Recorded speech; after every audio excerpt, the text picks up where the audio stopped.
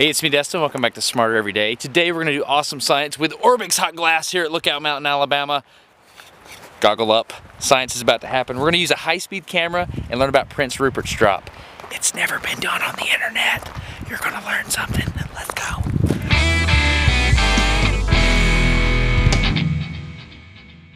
go. Okay, we are here inside the shop with Cal. Cal owns the place. Can you show me how to make a Prince Rupert's drop? Sure. We're gonna gather some glass, drop it in a bucket of cold water.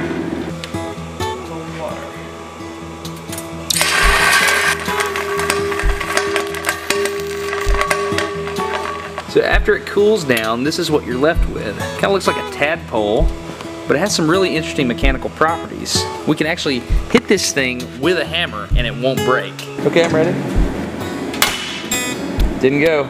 Okay, I think Cal is kind of a pansy, so you think you can break it? So we're gonna try again, only this time I'm gonna make him hit it really hard and I'm gonna record it with high speed. Does that work? Think you can break it? All right, let's do it. The challenge is on. I can just hit it? Yeah. So do you think you actually broke it? I don't think you did. You think you broke it? I know I broke it. Let's look at the high speed.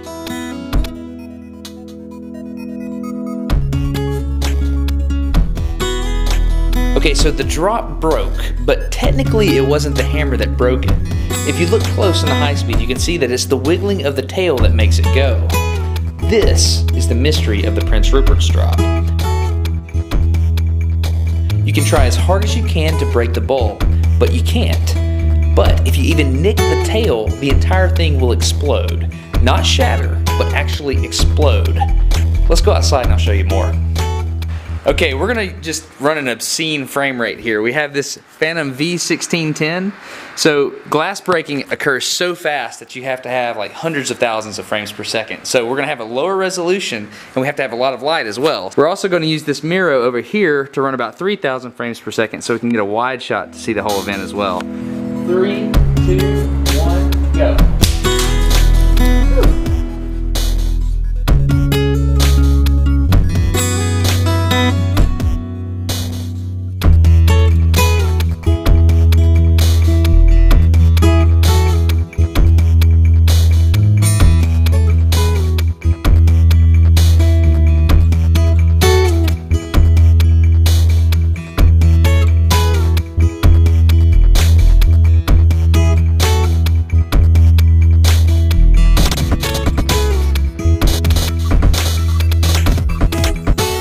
Okay, now we understand what a Prince Rupert drop does, but at this point we don't quite understand why it does it. Let's take a closer look. Okay, this is called a polariscope, and basically what it is it's a filtered piece of glass that's polarized. Now I have another filter here. You can see if I turn it, then I can block out the light. Now if I put this on the camera that you're looking through here, and then I put the Prince Rupert's drop in between the two pieces of glass, you should be able to see the internal stresses built up inside the Prince Rupert's drop. So to understand how these stresses got here, let's use the color gray to represent nice and strong solid glass. We'll use red to represent molten glass, and because of the thermal expansion coefficient, it's safe to assume that the higher the temperature, the larger this glass wants to be. Blue represents glass that's cooling off, or transitioning between the two states. Because of that same thermal expansion coefficient, this glass is shrinking and basically pulling in on itself. Think of a Prince Rupert's drop as a bunch of little infinitesimal pieces of glass, with each piece trying to interact with the pieces around it. When the molten glass is first dripped into the water, the outside layer touches the water and immediately solidifies. This locks in that outside shape of the drop. The inside of the drop, however, is still a hot expanded liquid. As heat's transferred to the water, that glass on the inside slowly begins to cool down and pulls in against that outside layer. The problem is that because it's already locked in as a round solid, it only compresses tighter against itself. This actually makes it stronger, kind of like how an arch compresses and gets stronger when you put your weight on it, only this is in all directions. Now because the cooling glass can't move that outside layer, it begins to pull against itself, causing it to be in extremely high tension. It then hardens in this state of tension, and there you have it, a Prince Rupert's drop. The outside is an extremely high compressive stress, and the inside is an extremely high tensile stress. If one link in this tension chain is ever cut, it breaks on down the line, feeding off of its own stored up energy just like a chemical explosive does. The difference here is that instead of releasing chemical potential energy, mechanical strain energy is released. This wave of energy is what we call a failure front. You can directly measure the velocity of that failure front as long as you have a camera fast enough. Let's give it a shot at 130,000 frames per second. 3, 2, 1, go. Got it?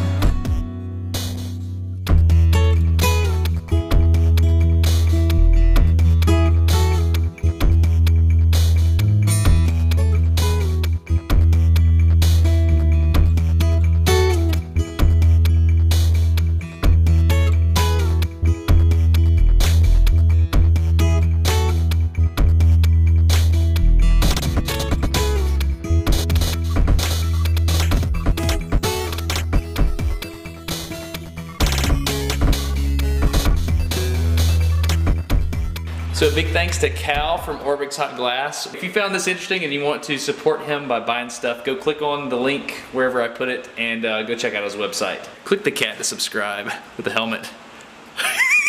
It's a sad looking cat. You've never caught the cat on fire, ever? Never. Not even once? Never. These things are named for a guy named Prince Rupert, imagine that, who lived in Bavaria back in the 1600s. Here.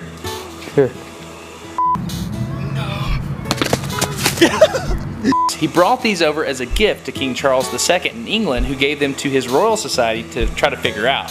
Yep, ready. Holy smokes!